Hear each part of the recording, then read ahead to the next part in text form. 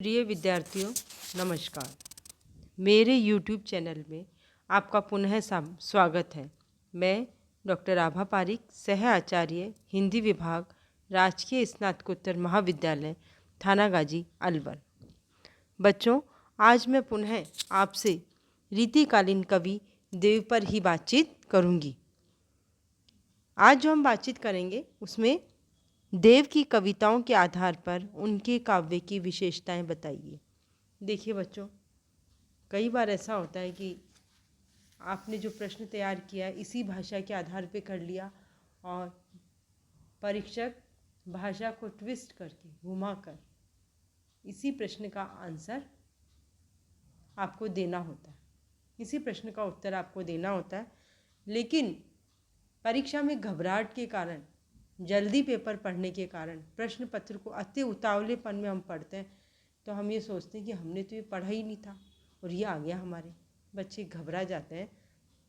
तो मैं ये कहना चाहूँगी कि जब भी प्रश्न पत्र आपके हाथ में आए तो आप बड़े ही धैर्य के साथ उसको प्रश्न पत्र को पढ़ें और जो प्रश्न पूछा जा रहा है उसकी आत्मा को समझने की कोशिश करें कि कहीं परीक्षक ने हमसे घुमा के तो नहीं पूछा, कुछ ट्विस्ट करके तो नहीं। जैसे रीतिकालीन कवि देव की कविताओं के आधार पर काव्य की विशेषताएं बताइए। देव के काव्य की प्रमुख विशेषताओं को 100 उदाहरण स्पष्ट कीजिए। तो दोनों ही सरल है, समझ में आ रहे हैं, लेकिन पूरी तरह प्रश्न कई बार घुमा दिया जाता है कि रीतिकालीन कवियों में देव का महत्वपूर्ण स्थान है, स्पष्ट कीजिए। अब बच्चे सोचते हैं कि हमने तो पढ़ा ही नहीं, महत्वपूर्ण स्थान क्या हुआ। किसी भी व्यक्ति का, किसी भी कवि का महत्वपूर्ण किस आधार पे होना होता है? उनकी विशेषताओं के आधार पे, उनके गुणों के आधार पर। आपको उत्तर आता है फिर भी उसे हम सही रूप से लिख नहीं पाते। जीवन में प्रेजेंटेशन के भी नंबर होते हैं, तो इसका हम ध्यान रखें। देव रीतिकाल के प्रसिद्ध रीतिबद्ध कवि हैं। इनका पूरा नाम देवदत्त है। देव औरंगजेब के पुत्र आदिल शाह, भवानी दत्त, सुजान मणि, अकबर आदि आश्रयदाताओं के यहाँ रहे। रीतिकाल के सभी कवि अपने आश्रयदाताओं के यहाँ रहे हैं। देव द्वारा जो रचित प्रमुख प्रामाणिक ग्रंथ हैं उनके नामोल्लेख मैं कर रही हूँ। अष्टयाम, भवानी विलास, रस विलास, भाव विलास, काव्य रसायन, सुजान विनोद, कुशल विलास, सुमित्र विनोद, प्रेम चंद्रिका, सुख सागर तरंग, देव चरित्र, देव सभा, प्रपंच नाटक और देव शतक, ये देव द्वारा रचित प्रमुख ग्रंथ हैं। रीतिकाल की 2 प्रमुख प्रवृत्तियाँ रही है, राग और रीति, किंतु देव में जो प्रवृत्ति अधिक मिलती है वो है हमें वैराग्य, वैराग्य की भावना। इस प्रकार देव के काव्य में राग, विराग और रीति, ये तीनों पक्ष हैं। देव मूलतः श्रृंगारिक कवि रहे। आचार्यत्व की तो उनकी विशेषता है ही, लेकिन उनके काव्य में हमें श्रृंगार पक्ष में संयोग और वियोग का भी सजीव और मार्मिक चित्रण मिलता है। प्रिय विद्यार्थियों, अपने पिछले व्याख्यान के अंदर देव की श्रृंगारिक संबंधी विशेषताओं पर, देव ने किस प्रकार श्रृंगार का वर्णन अपने कवित्व में किया, उसके ऊपर मैंने व्यापक चर्चा की है, आप उसको देखें। तो विशेषताओं में हम वो लिख सकते हैं, संयोग और वियोग दोनों का जो चित्रण किया है। इसके अलावा हमें देव के काव्य में प्रकृति वर्णन की विशेषता मिलती है महत्वपूर्ण रूप से। मैं आगे के व्याख्यान में आपको देव ने किस प्रकार का प्रकृति वर्णन किया उसके ऊपर भी बातचीत करूंगी। यहाँ पे मैं संक्षेप में ही बताऊंगी क्योंकि हमें देव के काव्य की सभी विशेषताओं का वर्णन करना है और प्रश्न भी आपको करने होते हैं। तो समग्र चित्रण जब प्रस्तुत किया जा रहा है तो वो बहुत ज़्यादा व्याख्या में हम उसका वर्णन नहीं कर सकते। प्रकृति वर्णन में रीतिकालीन कवियों ने प्रकृति का उद्दीपन रूप में ही अधिक वर्णन किया है। उद्दीपन मतलब वियोग।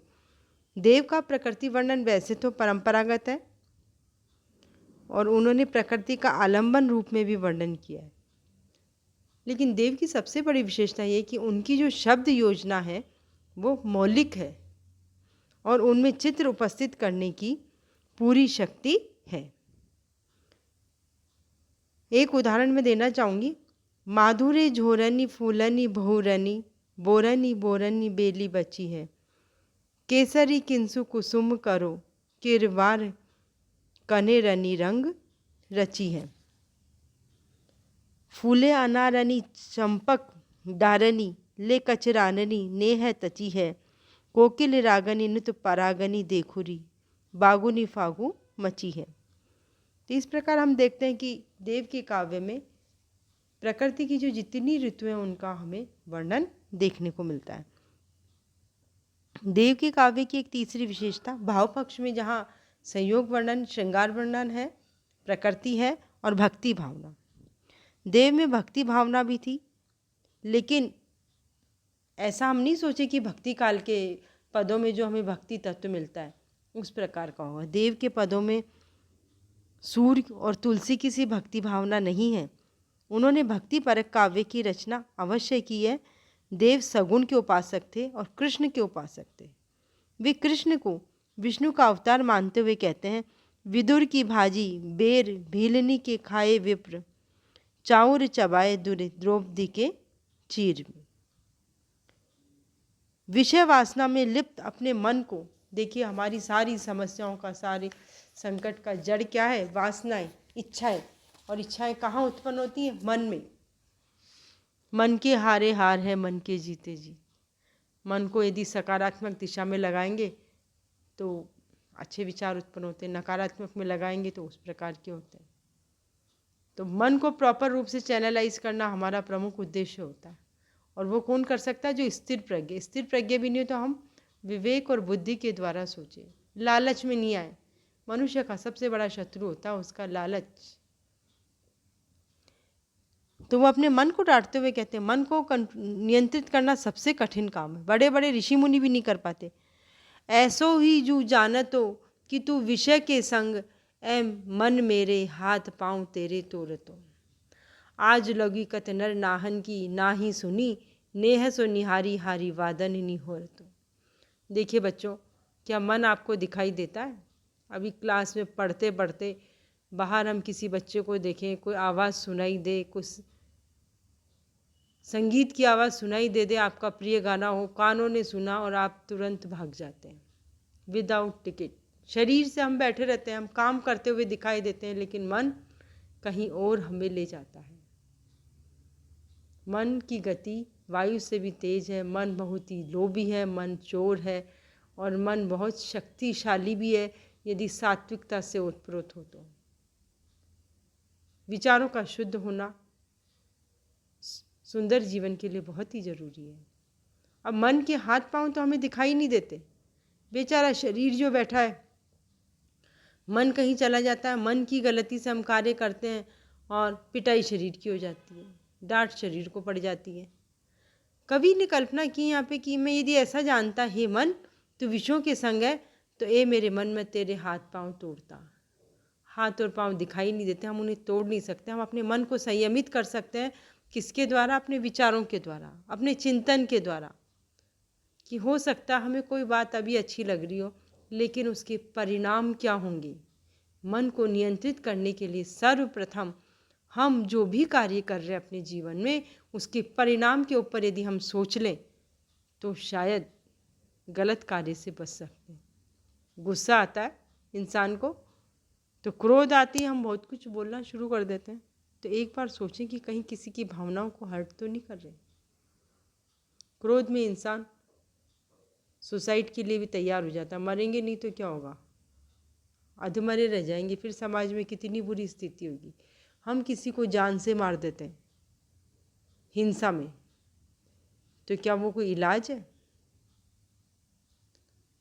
मन से प्रेरित होकर जब हम कार्यों के परिणाम के बारे में एक क्षण रुक के सोचें, वो 10 सेकंड ही होते हैं, उस समय यदि हम अपने विकारों के ऊपर नियंत्रण कर लेते हैं तो हम आने वाली परेशानियों से बच सकते हैं। इसलिए हम कार्य करें तो गिद्ध की जैसे अपने मन के ऊपर हमें नियंत्रण रखना चाहिए, सोचना चाहिए कि जो भी हम कार्य कर रहे हैं इसका परिणाम अच्छा होगा या बुरा होगा। जब इस दिशा में हम सोचना शुरू करते हैं तो जो मन है हो सकता है कि वो गलत कार्यों की तरफ जाने से रुक जाए। तो कवि कहता है कि विषयों का मतलब हमारी इच्छाएं, लोभ, लालच, क्रोध, अहंकार। किसी ने मुझे एक शब्द कह दिया तो मैं उसे 4 सुनाऊं जाके, कम थोड़ी हूँ। मेरे पास भी वही जुबान है, सामने वाले के पास भी वही है। ये जो सोच है ये पथभ्रष्ट की ओर ले जाता है। सहन शक्ति को कभी भी दबना नहीं कहते हैं। आज के आधुनिक समय में क्या है कि परिभाषाएं बदल गई हैं। हम सोचते हैं कि जितनी जल्दी जिसको जवाब दे दे सही है। एक बात कहिए तो मैं 4 कहूँ, नहीं कहेंगे तो क्या होगा? लोग कहेंगे मूर्ख है, लोग कहेंगे दब्बू है। ऐसा नहीं है। कर्म करने वाला व्यक्ति सही दिशा में सोचे तो इस तरीके से नहीं होता। हम अपना मूल्यांकन करें, और अपना मूल्यांकन कब करोगे? जब आप मन के ऊपर वॉच रखोगे, मन के ऊपर नियंत्रण रखोगे, देखोगे अच्छा और बुरा क्या है। तो कवि कह रहा है यहाँ पे, देव ने कब ये कहना है कि ऐसो ही जो जानत हो कि तू विषय के संग अरे मन मेरे हाथ पाँव तेरो तोरे तो। कबीर ने भी मन की बात कही है, मन के मते न चालिए। तुलसीदास जी ने भी करी है, सभी ने करी है, हम भी कर रहे हैं इसके ऊपर, क्योंकि सारे कार्य संचालित मन से ही हो रहे हैं। देव का वैराग्य वास्तव में अतिशय राग की प्रतिक्रिया है। बहुत अधिक राग जब होगा हमारा किसी चीज़ से मन, तो उसका उल्टा क्या होगा? वैराग्य। एक उदाहरण है, हाय कहा कहो चंचल या मन की गति से मति मेरी भुलानी, तो समुझाई की ओर रस भोग न देव तो तिसना बिनसानी। तो देव की जो काव्य की विशेषता है, भाव पक्ष में हमने देखा भक्ति भावना है, श्रृंगार है और प्रकृति वर्णन है। अब देव का कला पक्ष भी आएगा इसमें। देव की कला पक्ष में हम छंद योजना कैसी है, उनके अलंकार और भाषा कैसी है, इसके ऊपर थोड़ी बातचीत मैं करना चाहूँगी कि जो देव की छंद योजना वो सुंदर है। इन्होंने कवित्व और सवैये का ही अधिक प्रयोग किया है। लक्षण निर्देशन के रूप में दोहों का भी प्रयोग किया है। तो इनके काव्य के अंदर हमें छंद योजना में कवित्व, सवैया और दोहे तीनों का प्रयोग मिलता है। इन छंदों के प्रयोग में कवि ने बिल्कुल सहजता और सरलता के साथ काव्य के सौंदर्य को प्रस्तुत किया। छंदों का प्रवाह और उनकी अलंकारिक छटा जो है वो सहज रूप में है। अलंकार के संबंध में यदि हम देखें तो देव के काव्य में शब्दालंकार और अर्थालंकार दोनों ही आए हैं। अनुप्रास और वर्ण मैत्री के तो ये जैसे सम्राट ही हैं। उनके उपमा, उत्प्रेक्षा, अतिशयोक्ति और रूपक अलंकारों का उन्होंने बहुतायत से प्रयोग किया है। दीजिए दरस देव कीजिए संयोगिनी जू, जोगिनी वह बैठी ये वियोगिनी की अखियाँ, चाहत उछोर उड़ी गई सो निगोड़ी नींद, सोई गए भाग मेरे जागी जगन में। देव के काव्य के 3 गुण होते हैं, उनमें माधुर्य गुण की अधिकता है, जिसके कारण भाषा में एक प्रकार की उज्ज्वलता दिखाई देती, कोमलता दिखाई देती, और शब्द शक्ति के अनेक चमत्कार भी देव की कविता में देखने को मिलते हैं। भाषा अभिव्यक्ति का क्या एक सशक्त माध्यम है। अब देव की जो भाषा वो कैसी है? देव की भाषा साहित्यिक ब्रज भाषा है। जहाँ पे ब्रज भाषा का प्रयोग किया जाता है वहाँ माधुर्यता स्वतः ही आ जाती है। और ब्रज में प्रचलित तद्भव और देशज शब्दों के प्रयोग के साथ साथ संस्कृत, अरबी, फारसी तथा उत्तर भारत की बोलियों के शब्द भी मिलते हैं। देव ने अपनी भाषा में काव्य सौष्ठव, काव्य की सुंदरता लाने में कहीं कोई कसर नहीं छोड़ी है, किंतु देव की भाषा सर्वथा निर्दोष भी नहीं कही जा सकती। उनकी भाषा में व्याकरण संबंधी त्रुटियां भी हैं, और ये व्याकरण संबंधी जो त्रुटियां देखने को मिलती है, तुकबंदी के लिए भी कवि क्या करता है कि नए शब्दों का निर्माण कर लेता है। तो छंद और लय के निर्वाह के लिए देव ने क्या किया? शब्दों को तोड़ा मरोड़ा है। और कहीं कहीं हमें क्या मिलता है कि भावों की गंभीरता के कारण भाषा, जहाँ गंभीर विचार व्यक्त किए जाएंगे तो भाषा थोड़ी कठिन भी होगी, दुरूह भी बन गई। कहीं कहीं हमें शब्दों का उन्होंने जो तोड़ मरोड़ के प्रयोग किया वो भी देखने को मिलता है। इस प्रकार देव की जो काव्य की विशेषता है उनके ऊपर हमने चर्चा की, और अब अगली बार जब मैं आपसे मिलूंगी तो देव का जो प्रकृति चित्रण कैसा है उसके ऊपर व्यापक चर्चा करूँगी। प्रिय विद्यार्थियों, देव की कविताओं के आधार पर जो काव्य की विशेषताएं हैं उनके ऊपर आज मैं इतनी बातचीत करूँगी। धन्यवाद।